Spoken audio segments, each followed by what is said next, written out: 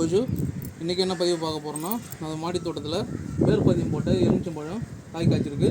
இன்றைக்கி நம்ம அதை கட் பண்ணி காயிற வெளுக்கு ஜூஸ் போட்டு சாப்பிட்லாம். வாங்க.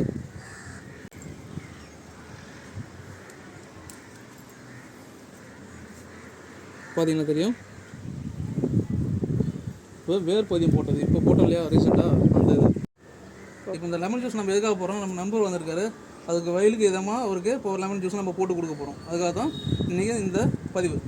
வாங்க பார்க்கலாம்.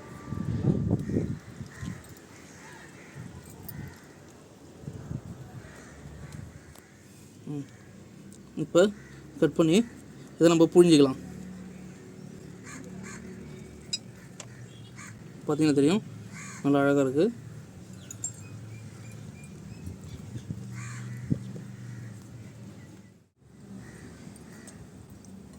இந்த ஒரு எலுமிச்சம்பழத்தில் எவ்வளோ சாறு வருதுன்னு பாருங்கள்.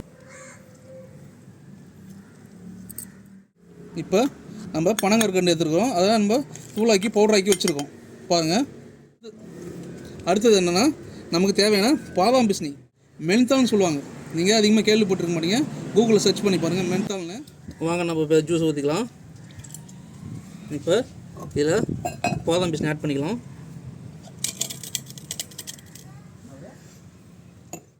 இப்போ இதில் கொஞ்சோண்டு நம்ம தேனை ஆட் பண்ணுறோம். அடுத்ததாக பார்த்திங்கன்னா, இதை பனங்கற்கண்டு நம்ம போட்டுக்கலாம்.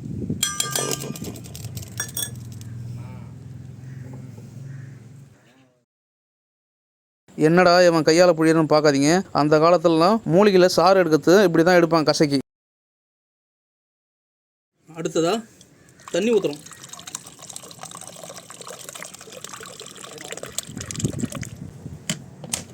இப்போ பார்த்தீங்கன்னா, வெயிலுக்கு இதமான ஒரு மூலிகை எலுமிச்சை சாறு ரெடி ஆகிடுச்சு.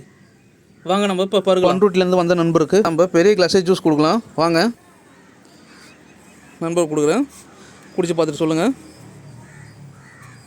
இந்தாங்க, நீங்கள் ஒன்று குடிங்க.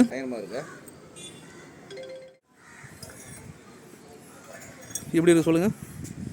நல்லா இருக்குது, புதுசாக இருக்குது. நன்றி. இதுதாங்க அந்த மென்தால் செடி. பாருங்கள். மேலும் தகவலுக்கு நம்ம MS கார்டனை சப்ஸ்கிரைப் பண்ணுங்கள், லைக் பண்ணுங்கள், கமெண்ட் பண்ணுங்கள். நன்றி.